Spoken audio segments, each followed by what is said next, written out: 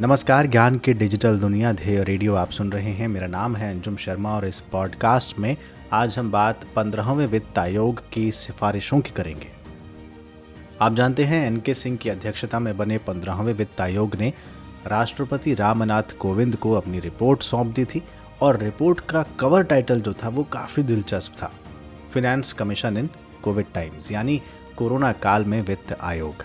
इस आयोग को हर 5 साल पर केंद्र राज्य के आपसी वित्तीय संबंधों पर सुझाव देने के लिए भारत के राष्ट्रपति द्वारा गठित किया जाता है। केंद्र सरकार, राज्य सरकारों, वित्त आयोग के पूर्व चेयरमैन, सदस्यों, संबंधित क्षेत्रों के विशेषज्ञों, शैक्षणिक संस्थानों और अन्य संस्थानों के साथ व्यापक विचार विमर्श और कई बैठकों के बाद इस रिपोर्ट को तैयार किया जाता है। तो 15वें वित्त आयोग को 2 रिपोर्ट सौंपनी थी।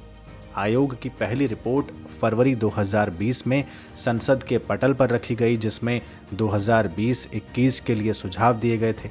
इसमें प्रमुख सुझाव केंद्र के टैक्स में राज्यों के हिस्से को 1% कम करने का था। यानी पहले ये हिस्सा 42% था और अब 41% है, यानी 1% की कमी की गई। वो भी इसलिए ताकि नवगठित केंद्र शासित प्रदेश जम्मू कश्मीर और लद्दाख को केंद्र सरकार धनराशि दे सके।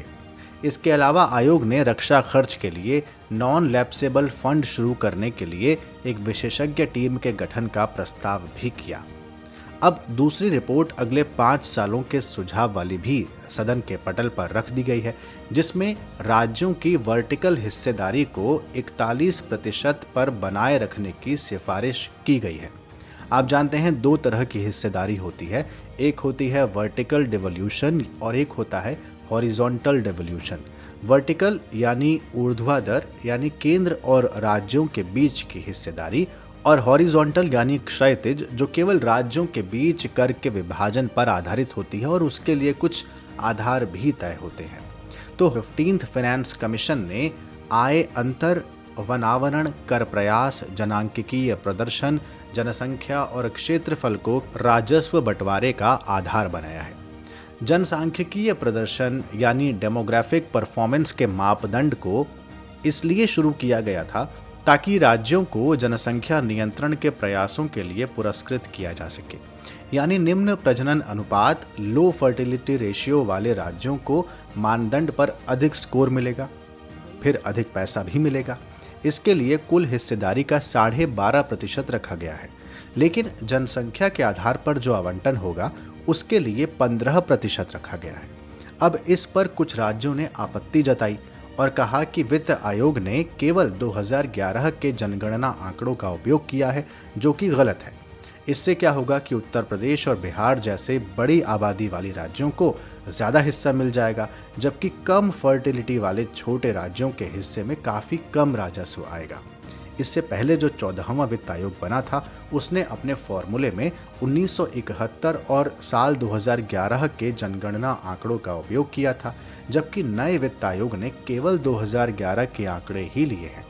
दरअसल दक्षिण भारत के राज्यों का कहना है कि पहले आपने जनसंख्या नियंत्रण के लिए सबको प्रोत्साहित किया और फिर जनसंख्या को आधार भी बना लिया, तो इसके लिए बेहतर है कि आप साल 1971 और साल 2011 दोनों जनगणनाओं के आंकड़ों का प्रयोग करें। तो आधार पर यह थोड़ा सा विवाद हुआ था। इसके अलावा 15वें वित्त आयोग ने अधिक कर जमा करने वाले राज्यों को पुरस्कृत करने के लिए भी एक मानदंड का प्रयोग किया है। इन सब के अलावा आयोग ने साल 2026 तक 5 वर्ष के लिए लगभग 3 ट्रिलियन रुपए राजस्व घाटा अनुदान की सिफारिश की है और कहा कि राजस्व घाटे के अनुदान वाले राज्यों की संख्या 17 से घटकर 2026 तक केवल 6 रह जाएगी। इन सब के अतिरिक्त रिपोर्ट में राज्यों के लिए परफॉर्मेंस बेस्ड अनुदान की बात भी कही गई है। इसके लिए 8 क्षेत्रों में राज्यों का प्रदर्शन देखा जाएगा, जिसमें स्वास्थ्य, स्कूली शिक्षा, उच्च शिक्षा, कृषि सुधारों का कार्यान्वयन, सड़कों का रखरखाव, ज्यूडिशरी, सांख्यिकी और एस्पिरेशनल जिले और ब्लॉक्स पर कितना ध्यान राज्यों ने दिया है, ये सब शामिल है। इन 8 क्षेत्रों के लिए राज्यों को 1,30,000 करोड़ रुपए के विशिष्ट अनुदान की सिफारिश की गई है। इसी तरह स्टेट स्पेसिफिक अनुदान की भी सिफारिश है, जिसमें सामाजिक ज़रूरतें, प्रशासन और इंफ्रास्ट्रक्चर, जलापूर्ति और सैनिटेशन, सांस्कृतिक और ऐतिहासिक स्मारकों का संरक्षण, उच्च लागत वाले भौतिक इंफ्रास्ट्रक्चर और पर्यटन को आधार बनाकर 49,000 करोड़ रुपए से ज्यादा का प्रावधान है। आयोग ने आपदा प्रबंधन फंड्स के लिए केंद्र और राज्यों के बीच मौजूदा कॉस्ट शेयरिंग पैटर्न को बरकरार रखने का सुझाव दिया है। आप जानते हैं कि केंद्र और राज्यों के बीच जो कॉस्ट शेयरिंग पैटर्न होता है वो दो तरह का होता है। एक पूर्वोत्तर और हिमालयी राज्यों के लिए, जिसमें 90% खर्च का वहन केंद्र करता है और 10% राज्यों को करना होता है। इसी तरह अन्य राज्यों के लिए ये कॉस्ट शेयरिंग पैटर्न 75:25 यानी 75 केंद्र के हिस्से और 25 राज्य के हिस्से में आता है। तो आयोग ने कहा है कि इसको बरकरार रखे। इसी तरह पावर सेक्टर यानी ऊर्जा बिजली क्षेत्र के लिए आयोग ने एक परफॉर्मेंस बेस्ड प्रोत्साहन प्रणाली के विकास की बात कही, जो राज्यों को अतिरिक्त उधार प्राप्ति के लिए एक महत्वपूर्ण विंडो प्रदान करेगा। आयोग ने इन सब के अलावा सुझाव दिया कि केंद्र 2025-26 तक राजकोषीय घाटे को जीडीपी का 4% करे। राज्यों के लिए उसने राजकोषीय घाटे की सीमा 2021-22 में 4, 2022-23 में 3.5% और 2023 से 26 के बीच 3% करने का सुझाव दिया है। अगर स्वास्थ्य की बात करें तो राज्यों को 2022 तक स्वास्थ्य पर अपने व्यय को बढ़ाकर 8% करना चाहिए, ऐसा आयोग ने कहा है।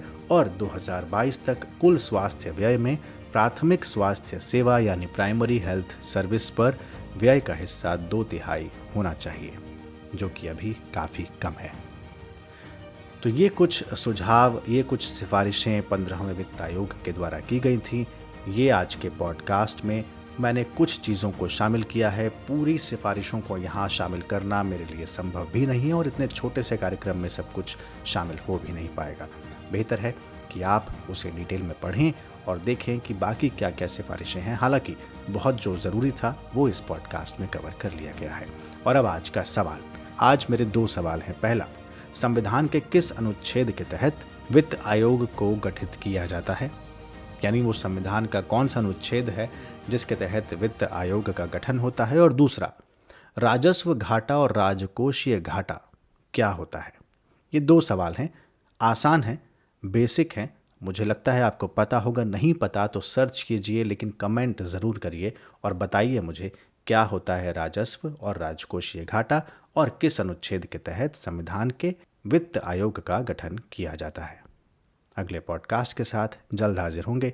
इजाज़त दीजिए और ये तमाम पॉडकास्ट ध्येय IAS की वेबसाइट पर भी आप सुन सकते हैं। नमस्कार।